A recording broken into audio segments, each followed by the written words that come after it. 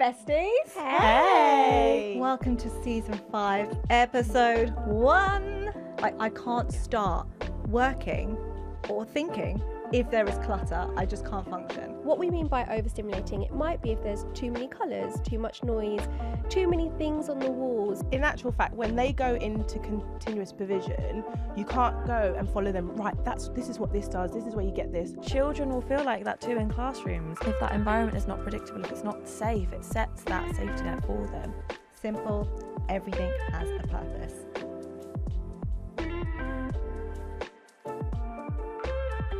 Hi besties. Hey! Welcome to season 5, episode 1. It's been a hot minute, Huns. It's been a while. Oh, we're so happy to be together though. We're like, yay! Such an excited walk today. Exactly. And this season we are talking about classrooms, which I feel like we have a lot to say. Always. Maybe too much. Potentially too much, but we're going to break it down, don't you worry. So the reason we wanted to talk about classrooms is because, of course, they are so important, but we want to make it really clear that this isn't about having a pop-up for day one. And I have to say this to past Jen. I'm like, Jen, it's cool, hun, because I just felt like I had to have all of the boards up, ready, everything in perfect place. And it's actually not about that. It's about knowing that your classroom has a huge impact on behaviour, engagement, well-being, safety, everything. And we can use that to really support ourselves and our children. So we're going to have a little chat down common sense lane and think about the importance of an environment. So for me, I think most people know this, but I honestly can't stand clutter. I can't start working or thinking if there is clutter, I just can't function. So if I think about that for me, like at home or at school, then I then think about that for my children. If there is clutter when they're coming in, it's like, how can they possibly work the best that they can? Well, I feel like I'm sort of half and half. At home, it's whatever. Like, my home is my sanctuary. You're But at filthy school, bag. literally, at school, everything has to, if it's not serving the children, I'm like, what is that there? Why is that there? It needs to go. Why is it there? But at home, I'm like, yeah, whatever. It needs a purpose. It needs Explain to, yourself. Yes, explain yourself, pencil. Who does this belong to? What about you, Tan? Mine is sensitivity to noise. So I can't have like a noise, like a buzzing sound or anything like that. It's really distracting. But it also depends on what I'm focusing on. And in terms of a classroom setting, I remember, when sometimes when a school or a classroom's getting refurbished and then there's those like pop-up classrooms, I don't know what they're called. Yeah. The acoustics are crazy in those rooms. So it's like you can hear the class next door. Even that, it's just being mindful of things like that and supporting the children to get through that is really, noticing it is really important, I think. But yeah, sensitivity to noise is my thing. Yeah, you're the same as me as well, aren't you, Evie? And I always talk about this in training, actually. And normally when I share, I'm like, guys, I really have a problem with clutter. There's normally someone else. It's like everyone starts owning up. They're like, me too, Jen. Or someone will say about noise and if the door's open or the window's open. And I say, wow, a few people have said that this really genuinely bothers them to their core. And then if we think about correlating that to our classroom and thinking how we literally can't function, and there will be children who have those preferences and those feelings as well, it's just coming through with that empathy, isn't it, and that perspective. Yeah. So we're going to back it up with some snackable science because we love a bit of alliteration. We do. So we were looking into research in regards to overstimulation and overstimulating classrooms, and I think at some points it could be perspective, but it's about getting those basics right. What we mean by overstimulating, it might be if there's too many colours, too much noise, too many things on the walls not serving their purpose. So the brain can always be on alert when things like this happen. So stress hormones may increase and it may impact on focus as well. But it's always knowing your class, it's always needs-based as well, and it's about having those resources in place to support children as well. So that's just a little bit of research that's out there in terms of how resources or too much things impact on focus too. Do you know what that reminds me of? Oxford Street. Oh you my know? gosh. I How? cannot stand Noise. it. The tube back, are you not just like breathing? Yeah. It's as soon as it's so busy, noisy, I can't walk flashing. down it. I can't, Exactly. no. And that is like that instant impact of the fact that cluttered environment, Busy, yeah. cluttered brain. Mm. So And I it's, think it's noticing that as well, and noticing when to regulate to be able to focus. Even getting here, finding the right place, for example, noticing that actually you might feel quite flustered. It's time to pause, maybe take your shoes off, have a drink of water. So it's about noticing those little elements as well. But I just think it's really interesting that how the environment impacts focus and how much Yeah. work's gone into that as well. I love that. And it's like teaching that's what we're doing with the regulation backpack. It's teaching our children to notice it as well, empowering them to be like, Hans, We just need a minute. bit loud for your gal. Evie, you were going to talk about predictability. Yeah, so a huge support of what you've kind of already said is having that predictability within that environment. It's just a huge thing that just helps to calm nervous systems, to help prep, and it's that groundwork for everything. I know that recently our local supermarket has been revamping, and I'm avoiding it now forever until it's done, because it's different every time I go in, and the stress that it brings to me, I just don't go there anymore. And I just Cut out. children will feel like that too in classrooms. If that environment is not predictable, if it's not safe, it sets that safety net for them. And I know, Tan, you've got other bits to link on to that as well. Well, Soph was talking about that last season, actually, which I loved. Because I love the phrase, it was like regular rhythms. And it was from Trauma-Informed Strength-Based Classroom, which is a long title, but it is a good book. And it was about children with adverse childhood experiences. And when they are having those predictable rhythms, it supports that safety. Yeah. And I just love that, because that word rhythm always brings me back to that first co-regulation of rocking a baby, and the fact that we can recreate that by having predictable rhythms within our routines and within our classroom. So I'm all about Consistency that. is key, as they say. And I think just in a classroom setting, we're always seeking ways to be able to put things in place to support our learners and to meet their needs as well. And sometimes it could be too much at once sometimes. So I think going back to what you're saying as well, it's around having that predictability, like you said, especially for our learners who may not like change, who may not like seating arrangements being moved so often, for example, for group settings, etc. And it's just that knowing what to expect as well. So it's definitely something to consider. Yeah.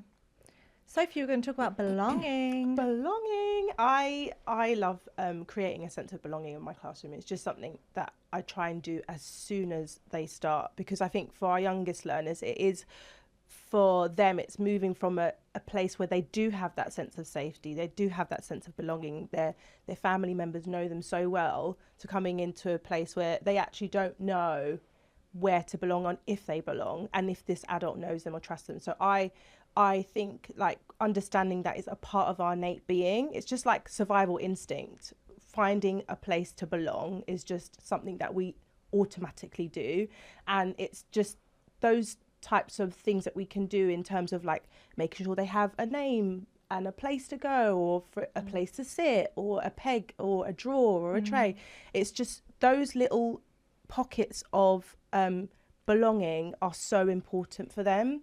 Even if they can't, for example, recognise their name, I'll put their picture up, and also we like to take pictures of the children at home, or have the parents bring them in so that they have like a picture of their family as soon as they come in. It's just those little moments is so important for all learners, and especially our youngest ones as well. And I feel like early years are so strong with that. Don't you find that in every school you go in and you can really clearly see, because early years educators have such a great understanding of developmentally and that transition and what children truly need at that time to feel safe. Yeah. And I do feel like we sometimes lose that as we go up, and we think, oh, children are fine, they can do it. But we always, all of us, all the time, as adults as well, need that reminder that we belong. And when we can do that in a space, it's so powerful for our children and our community. So there's research that shows your space teaches kids who they are and who they could be. And there was actually a study which I was very into, because it was about reading for pleasure and how you create children as readers. And the study was about, if in your home you have books available and your child can see that you are a reader, and there's books for them, there's books for you as an adult. It supports them with their reading and develops them as a reader, and they are more likely to read for pleasure. So it's just about having those cues and prompts in your environment about what you can be. And I think that's often overlooked when we look at our classroom, but thinking about things like inclusivity, thinking about what we have on the walls. They are looking. I remember when I was in secondary school, one of my teachers, you know, like the Microsoft screensaver, it like bounced. Oh my and gosh, it said something like, do you remember it? Yeah. It said something like, get back to work. And it just went from one corner I to was the thinking other. about that this morning because I was like, I was like, oh, I'm really tired. And I look up, get back to work. But I was like, wow, it really does have an impact because you're looking around and you're thinking about what the messages are and what it means to you. And I think that's really important when we're looking at our classrooms. Can I just add a point just about the reading? Yeah. It doesn't always have to be a book, for example. It can be through storytelling. It can be through the use of describing, etc. For our learners who really struggle to access stories and the displays, for example, it's about being intentional with what you're putting up on the walls. Those mantras, for example, and how they look, how are they accessible to our learners? So reducing that pressure to pick up that book as well. And absolutely, we can be readers, storytellers, and make those inferences through accessible ways as well. Yeah, absolutely. And that just reminded me as well, when children, early years again are great for this, can bring things into the classroom. Because show and tell, baby. They know what it means. God bless you. Because I'm always like to Miles, I'm like, darling, I just you brought a lot in. He's like, I'm going to bring this plane, this Lego. But it brings that belonging. But then also it's amazing for accessibility when you're thinking about, I'm bringing comics in, or I'm bringing things that I love to read. And then you've got that. I remember I had a child who had this pop-up book that she absolutely loved, and it would always be in the classroom, and she would always be showing her peers, and it was just so important for her. So it's having that access as well. Just make sure it's labelled, you know? Just make sure it's labelled, people. There's a lot of big feelings when you bring things in. Labelled and not breakable. So let's think about what we really mean by classroom decor and classroom by design. Classroom decor has been a phrase. Is it a phrase? A phrase. Let's go with it. Feel free to correct us. For many, many years. And it has always given me the ick. I've always been like, nope, I'm not quite happy with this. And we're really going to get into this with this season. So let's do a little word association. Y'all ready for this? Okay. So classroom decor. What words come to mind when I say decor? Oh, wallpaper, for sure. Aesthetic. Evie's face is ick. Pretty. Yes. Aesthetic, wallpaper, pretty. What about design? Oh, planned. Purposeful. Intentional. Exactly. Nice. And that's the energy we're going for. When we're talking about TGMC Classroom by Design, we're talking about classrooms that are planned, purposeful, really, you know, when you're talking about that pencil, so it's going to make sense. Don't you worry, hon. It's going to make sense what's in there. Everything in your classroom should make sense. It should be intentional, but it doesn't mean it can't be pretty. But if we're always going back to that purpose, we're making sure it's sensory friendly, inclusive, and every child, it is accessible to every child. So it isn't about making things look cute for day one. What is it about, Evie? It's about making sure that your classroom is working. You work hard to make your classroom an amazing place for your children. You want it to do the same back for you.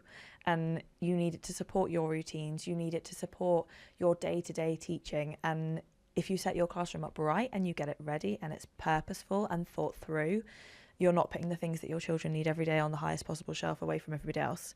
Word. You're making it work for you because the children can do those things. They're not reliant on you to do it for them. You just need your classroom to work hard. I just need to do a quick shout out to Evie.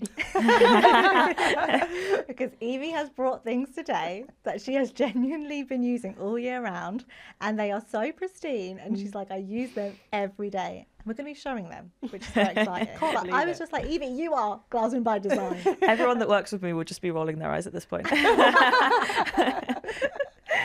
Done. So it's around designing your class to support behaviour, to support well-being, and to support learning. And actually, in my experience as well, just a little anecdote, and it makes sure it's actually safe in terms of fire. Because I remember I had these jellyfishes hanging from the ceiling, and I was so proud. It looks beautiful. Going into my class felt like you're going into the ocean. The next day I came in, it had all been ripped apart. I found them all on the floor, and the caretaker had said, actually, you're going to set off the sprinklers if you do that. Caretakers know what they're talking about. I've been pulled up a few times. I was so upset. That. Oh dear. I mean, like for me, and also like for early years, and it's for us, it's more about our classroom being the third teacher. So I love the maths there. You're like, boom, boom, boom. the third teacher, because in actual fact, when they go into continuous provision, you can't go and follow them. Right, this is what this does. This is where you get this. Actually, it should be that they can access it independently. They don't need so much support from you or your support staff.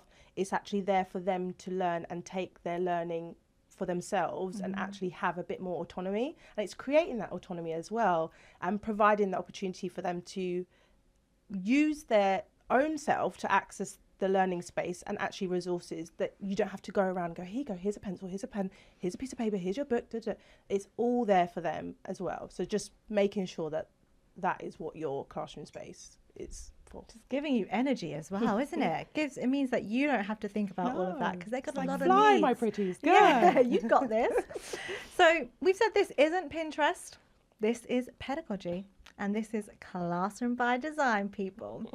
So how is a Classroom by Design going to help you? Simple. Everything has a purpose. And how is it going to hinder you? We were talking about this before, and I've definitely been in situations where I'm like, I have a cupboard. I have one of those cupboards where you open it, everything falls out. Oh. And I'm like, yeah, I know it's back here somewhere. Yeah, I'm so sorry, I don't know. Just keep looking. Or like, if someone asks me where something is, sticky notes. Yes, if you look. And I want to say the 6th tray. Right at the back, under the staple gun. If you've hit something sticky, you've gone too far. Yeah. But it's basically, if only you know. If the classroom is you, that's not going to work. We need the classroom, as you said, Soph, as someone else, another helper to help you, because teaching is hard. Oh, so hard. So we're going to have everything you need in the Classroom by Design TGMC kit, and we're going to be walking you through it, and you can find everything at this is going to be the first time. Are you ready? www.tgmc.uk. It was okay. See you next time. Bye.